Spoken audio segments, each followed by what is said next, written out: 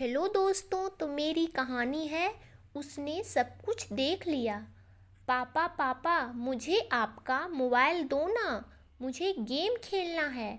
8 साल की छोटी सी गुड़िया ने अपने पापा सोहन से गेम खेलने के लिए मोबाइल की मांग की। सोहन ने कहा, नहीं बेटा, अभी काम है, मुझे बाद में दूंगा।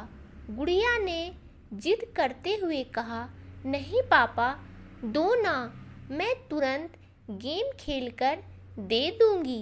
मोहन ने फिर से कहा, नहीं बेटा, मैंने कहा ना, मुझे अभी काम है, मैं बाद में दूंगा।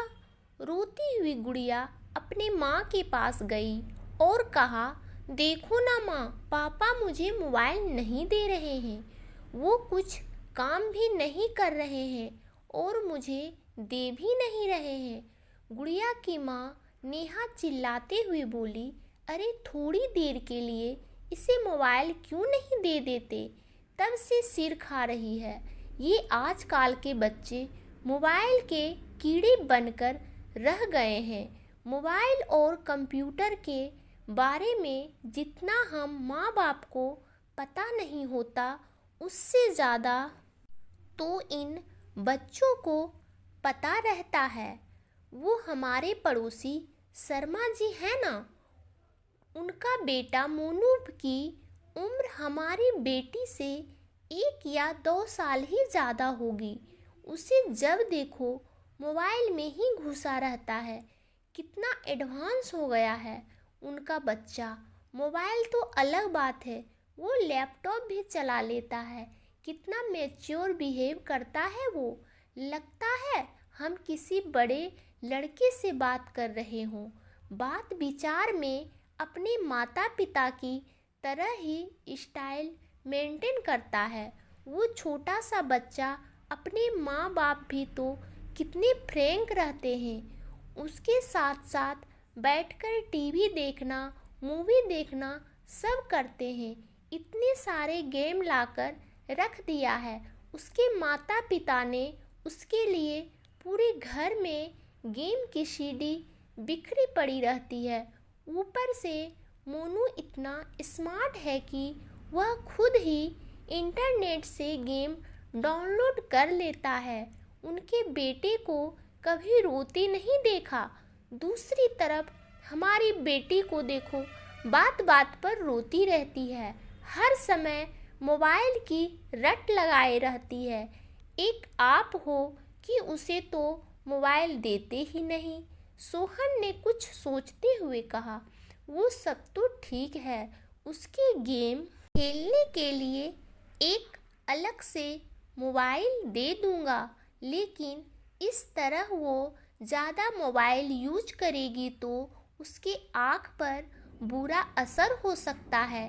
नेहा कुछ नहीं बोली तो सोहन ने कहा, मैं अभी किसी काम से बाहर जा रहा हूँ, लगभग 10 मिनट में आ जाऊँगा, फिर हम लोग सब मिलकर कहीं घूमने चलते हैं।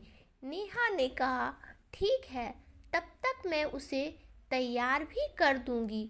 सोहन भी हाँ में राजामंदी देकर घर से बाहर चला गया, लेकिन 10 बजे का गया सोहन बजने तक भी वापस नहीं आया। इस बीच नेहा ने उसे फ़ोन लगाने की कोशिश भी की, लेकिन उसका फ़ोन हर समय व्यस्त ही बता रहा था।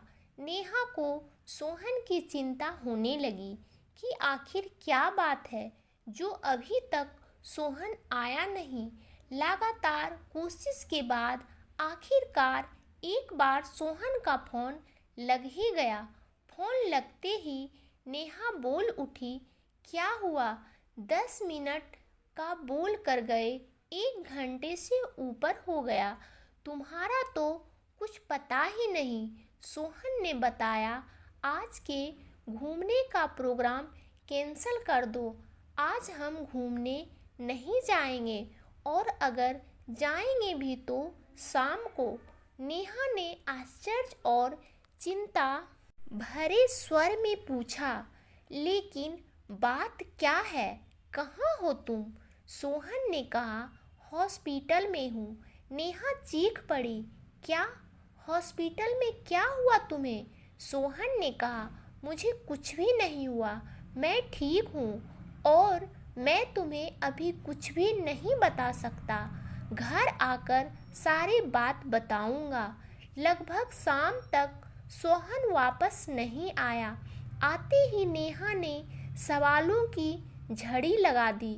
तुमने तो कहा था शाम को घूमने चलेंगे, ये टाइम भी निकल गया। अब गुड़िया को कैसे समझाऊं? सुबह से सज धज कर तैयार बैठी है कि कब पापा आएंगे और वह हम सबके साथ घूमने जाएगी। सोहन ने कहा, उसे किसी तरह समझा बुझाकर खिला पिलाकर सुला दो, मुझे तुमसे कुछ ज़रूरी बात करनी है। नेहा ने ऐसा ही किया।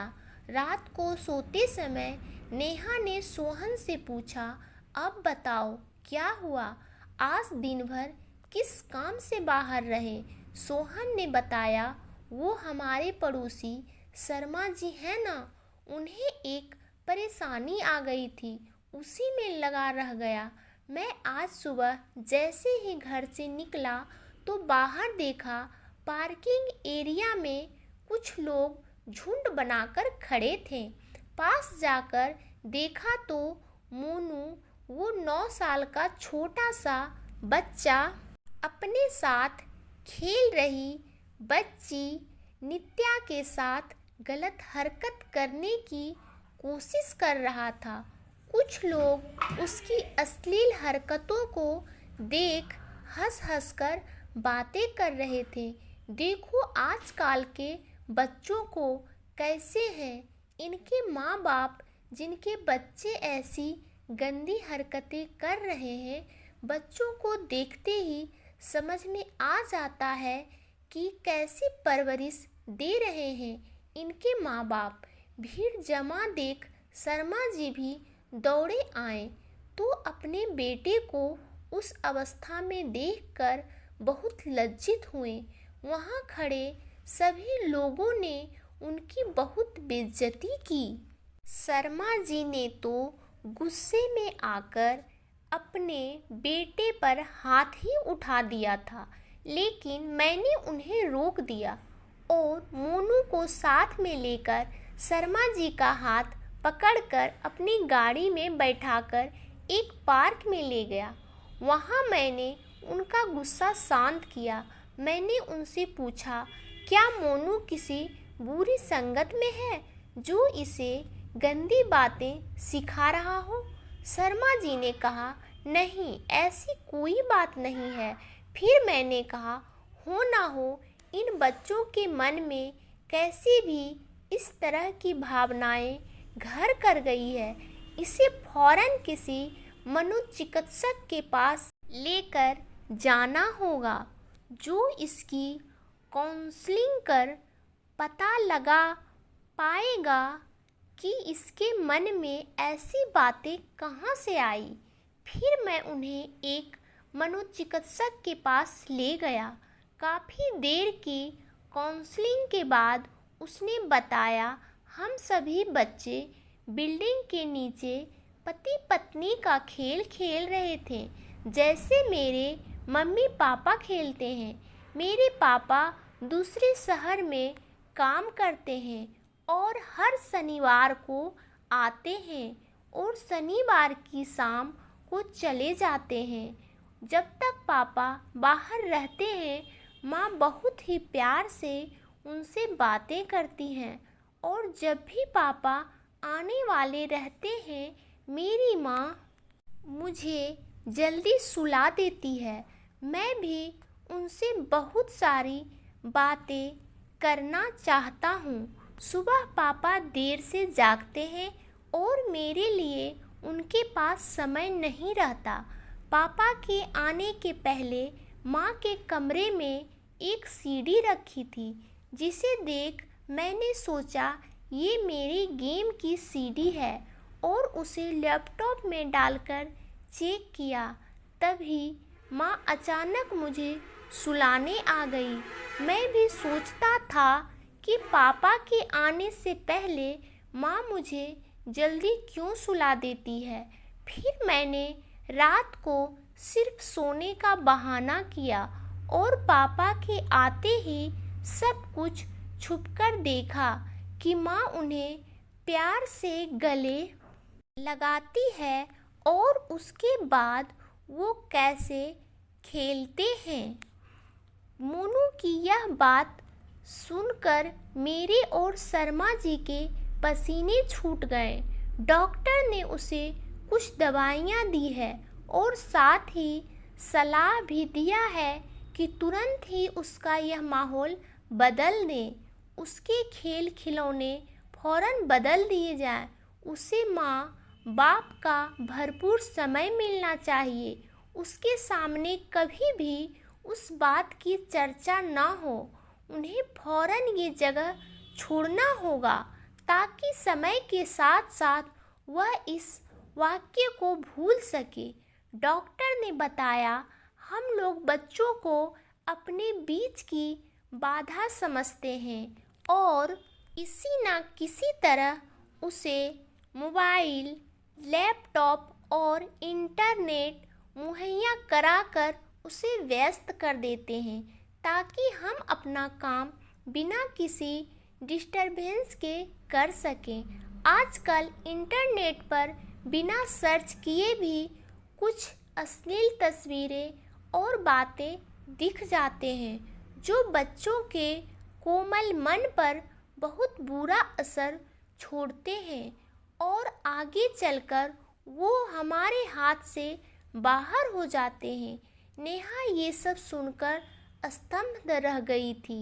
सोहन के आगे कहा, जब शर्मा जी ने घर आकर मोनू के गेम की सीडी चेक की तो उसमें भद्दी वीडियो वाली सीडी भी मिली। इसके साथ ही उसके मोबाइल में भी कई गलत साइट्स की हिस्ट्री थी और जानती हो, उसने तो बहुत ही अश्लील ड्राइंग भी बनाया हुआ था। ये सब सुनकर नेहा काँप उठी।